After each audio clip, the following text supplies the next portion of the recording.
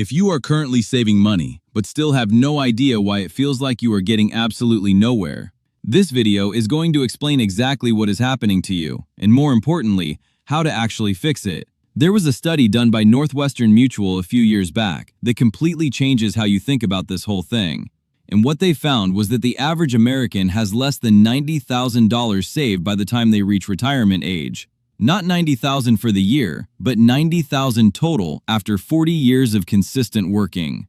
And what makes that number genuinely painful to sit with is that it is not because people were not trying hard enough. It is because nobody ever sat them down and explained how the whole thing actually works in real life.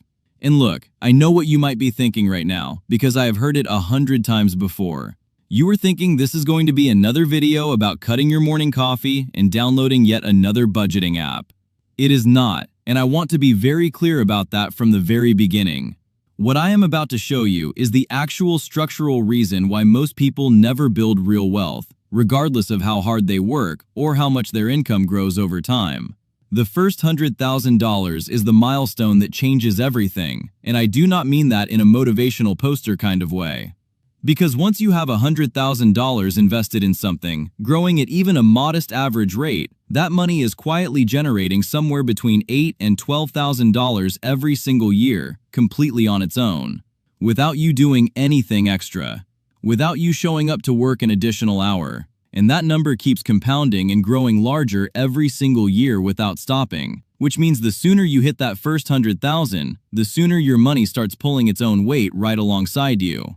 But here is where most people get stuck, and it is genuinely not where you would expect it to be. The Federal Reserve data shows that households earning between $75,000 and $100,000 a year have a median savings rate of less than 5%, which means people who are objectively earning decent money are saving almost none of it at the end of each month. And the reason is not that they are irresponsible or careless. The reason is that their spending expanded perfectly in line with every single raise they ever received, and nobody ever interrupted that pattern and made them look at it directly. That pattern has a name in behavioral economics, and it is called hedonic adaptation, and it explains more about financial outcomes than almost anything else. What it basically means is that human beings are hardwired to return to a baseline level of satisfaction, regardless of what changes in their external circumstances. So when you get a raise and move into a nicer apartment, within about 3 months, that apartment is simply just where you live now. But the extra $800 a month is still quietly leaving your account every single month without fail. And that is the trap that keeps people running on the treadmill for their entire careers without ever getting meaningfully ahead. The most powerful financial decision most people can make is not finding a better investment.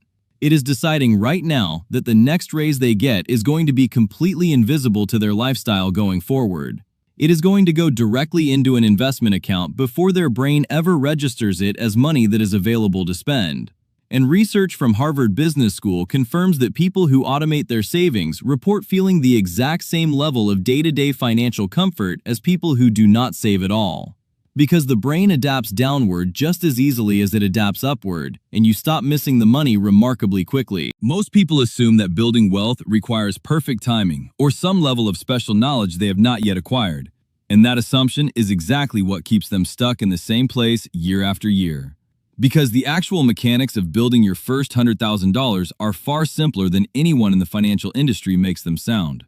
The hard part is not understanding what to do. The hard part is doing it consistently when nothing around you in daily life is actively pushing you toward it. Spiva, which is the research arm of S&P Global, releases a detailed report every single year that tracks how professionally managed funds perform against simple index funds. And their most recent scorecard showed that over a 15-year period, more than 92% of large-cap active fund managers underperformed a basic S&P 500 index fund.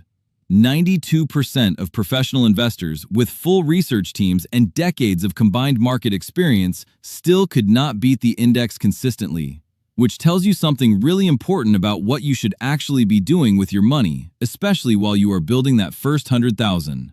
On the fees side, Vanguard research shows that investors stuck in high-fee funds give up somewhere between 1% and 2% of their annual returns every single year without realizing it.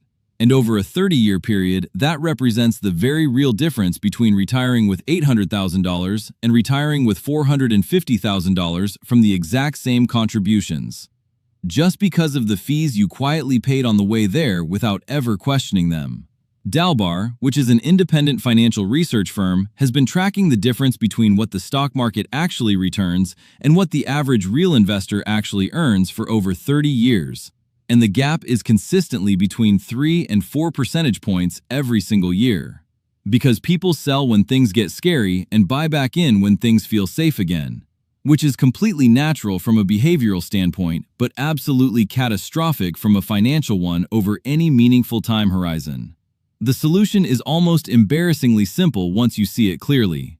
Set up automatic investments on a fixed schedule, and then refuse to look at the account value more than once every 3 months. Because the research consistently shows that investors who check their accounts frequently make measurably worse decisions than investors who almost never look. Automate it completely. Leave it alone. Let time and compounding do the heavy lifting. Because the biggest returns in investing do not come from being the smartest person in the room. They come from being the most consistent and patient one over the longest period of time. Bureau of Labor Statistics data consistently shows that workers who invest in specific skills development earn between 18 and 25% more over a 10-year period than workers in identical roles who do not. And a 20% increase in your primary income applied to an aggressive savings rate does more for your path to $100,000 than almost any side hustle you could realistically build in your spare time. Because a raise is permanent, and it compounds into every future raise and every retirement contribution, in a way that a one-time gig simply never can. But here is the part that people dramatically underestimate even when they understand everything else. Harvard's Joint Center for Housing Studies has data showing that households spending more than 30% of their income on housing have almost no statistical likelihood of building meaningful long-term savings. Because that one single expense quietly crowds out every other financial priority. No matter how disciplined you try to be everywhere else, even temporarily getting that number below 30% and putting that freed up money into a low-cost index fund with automatic reinvestment can permanently change the entire trajectory of your financial life. And the only reason most people never do it is because it requires a short-term decision that feels uncomfortable, even when the long-term payoff is enormous and mathematically obvious. Most personal finance content focuses almost entirely on tactics, and that is a big part of why it does not actually move the needle for most people who consume it. Tactics without the right structural foundation underneath them accomplish almost nothing meaningful. The structure has to come first. Your savings rate has to be high enough that the tactics actually have real money to work with, which means the gap between what you earn and what you spend has to be consistently wide enough that money is actually flowing into assets every single month. This is what most people get completely backwards. They research index funds and tax-advantaged accounts and optimal allocation strategies, while quietly paying 45% of their income in housing costs and wondering why the needle refuses to move no matter what they try. And once that structural foundation is genuinely in place, the compounding starts doing things that feel almost disproportionate to the effort you are putting in. $100,000 invested at a 10% average annual return generates $10,000 of completely passive growth in a single year without you doing a single extra thing. That $10,000 gets added back to the base, and the following year, the number is even larger, and the year after that, larger still. Quietly and automatically, in the complete background of your daily life. That first $100,000 is the hardest one you will ever build, because in the early stages, every single dollar in that account came directly from your personal effort and your discipline on days when motivation was nowhere to be found. There is no meaningful momentum working in your favor yet. It is just you putting money away consistently and trusting a process that takes years before it becomes obvious and undeniable. But the people who stay consistent all the way through that slow early period are the ones who eventually look up and realize their money is doing a genuinely significant portion of the work entirely on its own. And from that specific point forward, the entire experience of building wealth shifts permanently. The first $100,000 is not just a number in an account. It is the point where the math finally starts working loudly and visibly in your favor. If this gave you a clearer picture of what actually builds wealth, then subscribe, because this is exactly what this channel is built around covering.